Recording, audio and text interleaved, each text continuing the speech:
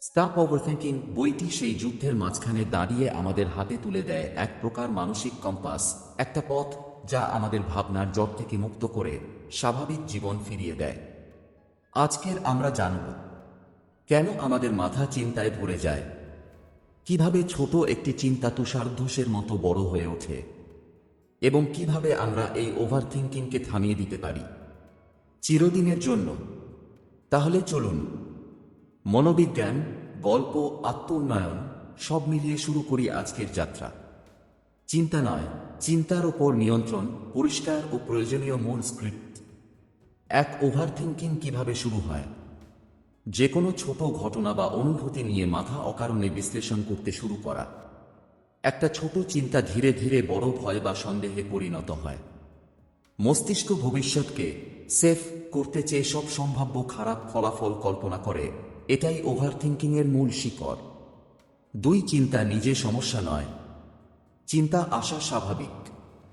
সমস্যা হয় তখন যখন আমরা চিন্তাকে সত্যি ধরে নিই।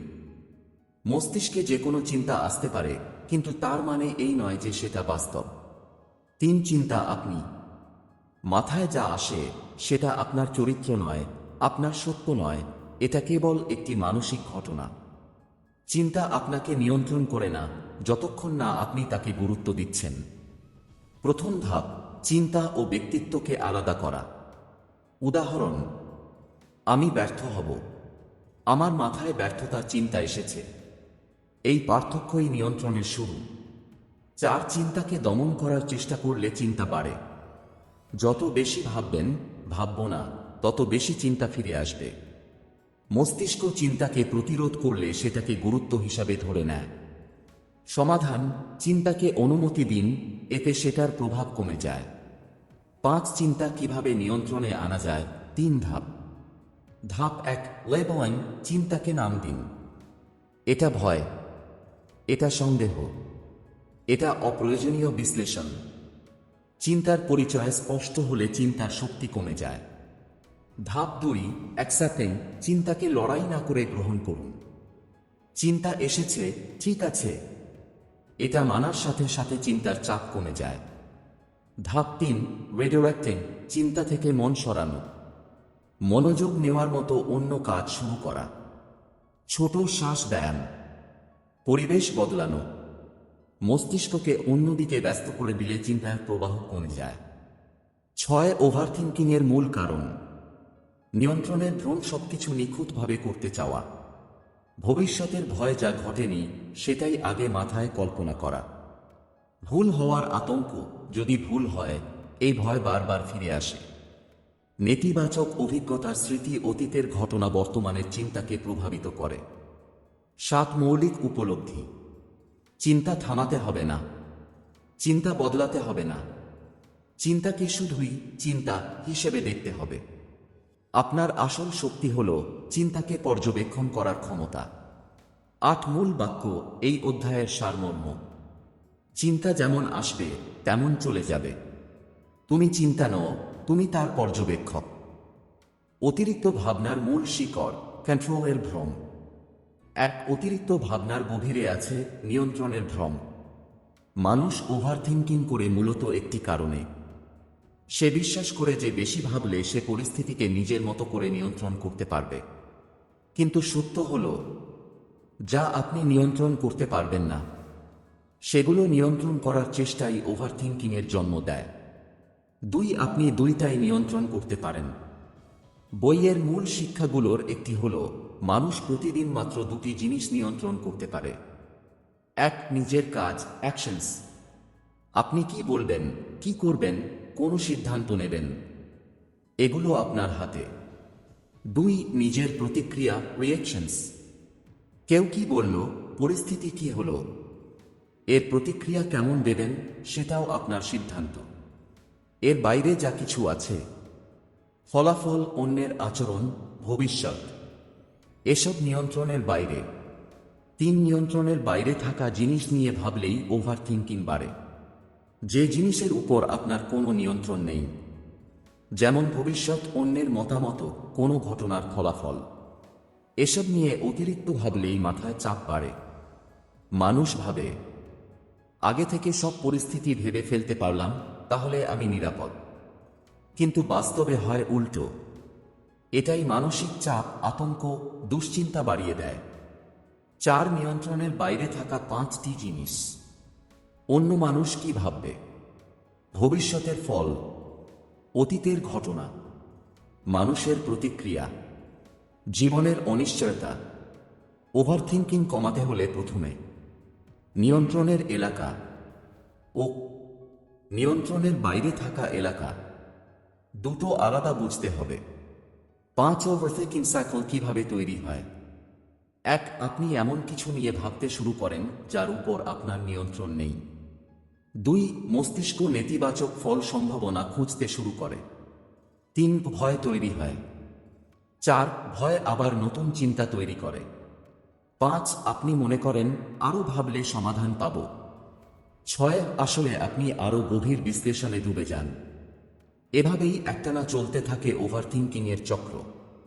6. সমাধান, নিয়ন্ত্রণের বাইরে থাকা জিনিস ছাড়তে শিখুন। এটা দুর্বলতা নয়, এটা মানসিক শক্তি। ছাড়া মানে হাল ছেড়ে দেওয়া না। ছাড়া মানে যা আপনার হাতে নেই তা নিয়ে মাথা না ঘামানো। 7. 3টি শক্তিশালী technique control filter method. 1. Stop, ভাবনা থামিয়ে প্রশ্ন করুন, এটা কি আমার নিয়ন্ত্রণে আছে? 2. সেপারেট, দুটি ভাগে ভাগ করুন, নিয়ন্ত্রণের মধ্যে, নিয়ন্ত্রণের বাইরে। 3. শিফট, শক্তি শুধু নিয়ন্ত্রণে থাকা অংশে দিন। যেখানে পদক্ষেপ নিতে পারবেন শুধু সেখানে আপনার মনোযোগ রাখুন। ওভারথিংকিং অর্ধেক কমে যাবে। 8. মূল উপলব্ধি, আপনাকে সবকিছু নিয়ন্ত্রণ করতে হবে না। আপনাকে ফলাফলের নিশ্চয়তা দরকার নেই। আপনাকে শুধু নিজের কাজ ও প্রতিক্রিয়ায় ফোকাস করতে হবে। এটাই ওভারথিংকিংয়ের বিরুদ্ধে সবচেয়ে শক্তিশালী প্রতিষেধক। 9. মূল বাক্য, এই অধ্যায়ের সারমর্ম। নিয়ন্ত্রণ মানে সবকিছু নিজের মতো করা নয়। নিয়ন্ত্রণ মানে শুধু নিজের দায়িত্বে থাকা জিনিসগুলোতে শক্তি দেওয়া। বর্তমান মুহূর্তে থাকা ওভারথিংকিং কমানোর সবচেয়ে সরাসরি উপায়। 1. ওভারথিংকিং অতীত বা ভবিষ্যতে ঘটে, বর্তমানে নয়।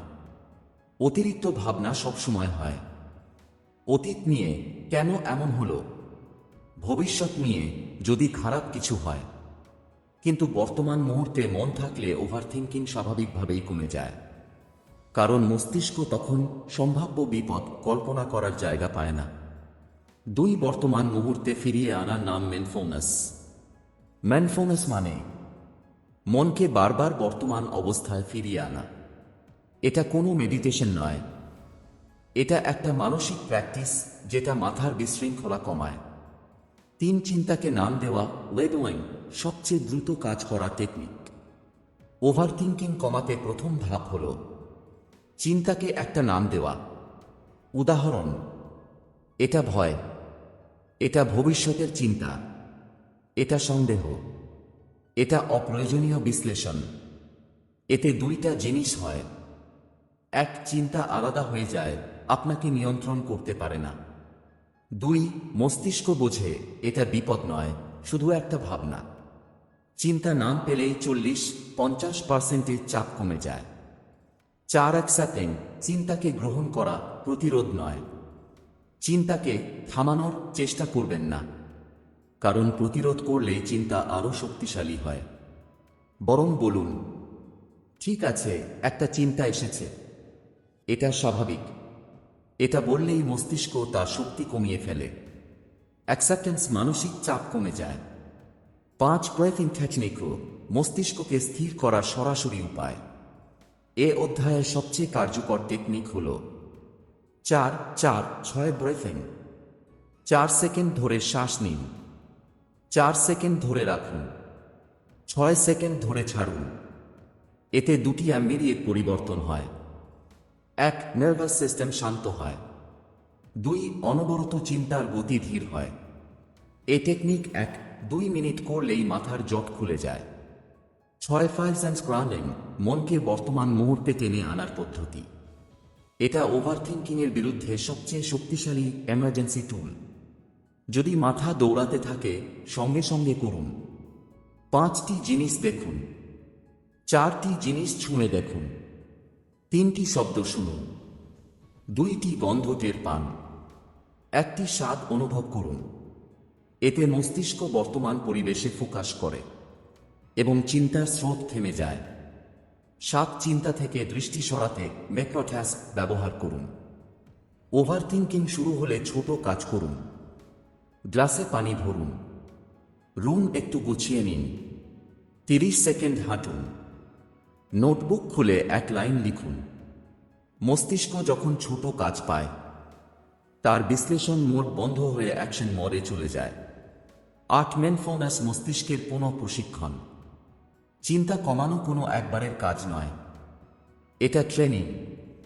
প্রতিদিন 2-3 বার কয়েক মিনিট করে বর্তমানে ফিরিয়ে আনলে মস্তিষ্ক নতুন অভ্যাস তৈরি করে। ওভারথিংকিং স্বাভাবিকভাবেই কমতে শুরু করে। 9 এই অধ্যায়ের সারমর্ম। অতীত ভবিষ্যৎ ওভারথিংকিং। বর্তমান মুহূর্ত শান্তি। চিন্তাকে নাম দিন। চিন্তাকে গ্রহণ করুন। শ্বাস নিয়ন্ত্রণ করুন। 5 ইন্দ্রিয় টেকনিক ব্যবহার করুন। ছোট কাজ দিয়ে মনোযোগ সরান। চিন্তার জট খুলতে তার ডেফিনিশন, চিন্তা থেকে নিজেকে আলাদা করার কৌশল। এক চিন্তার সঙ্গে একাত্ম হওয়া ওভারথিংকিং এর মূল কারণ।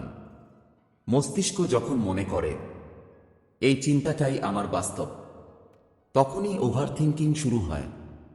এই অধ্যায়ের মূল বার্তা হল চিন্তাকে সত্য মনে না করে চিন্তা থেকে নিজেকে আলাদা করতে শিখুন। বই এটাকে বলে থট ডিফিউশন, চিন্তা থেকে বিচ্ছিন্ন হওয়া। 2 চিন্তা যখন আসে মস্তিষ্ক 3 ভাবে ভুল করে। 1 ফিউশন, চিন্তাকে সত্য ভেবে বসা। আমি ব্যর্থ হব, এটা আমি নিশ্চিত, এটাই ফিউশন। 2 আইডেন্টিফিকেশন, চিন্তাকে নিজের পরিচয় বানানো। আমি চিন্তিত, আমি দুর্বল, আমি অক্ষম। 3 ওভার এনগেজমেন্ট, চিন্তাকে বিশ্লেষণ করতে করতে ক্লান্ত হয়ে যাওয়া। কেন ভাবছি? কেন এমন হলো? কি হবে? এই বিশ্লেষণেই ওভারথিংকিং বাড়ে। থট ডিফিউশন এই 3টাকেই ভেঙে দেয়। 3 ডিফিউশন টেকনিক নাও। 1 চিন্তাকে শব্দ হিসেবে দেখা। যখন কোনো নেতিবাচক চিন্তা আসে, আমি ব্যর্থ, আমার মাথায় আমি ব্যর্থ নামের একটা বাক্য এসেছে। চিন্তা বাক্য শব্দ।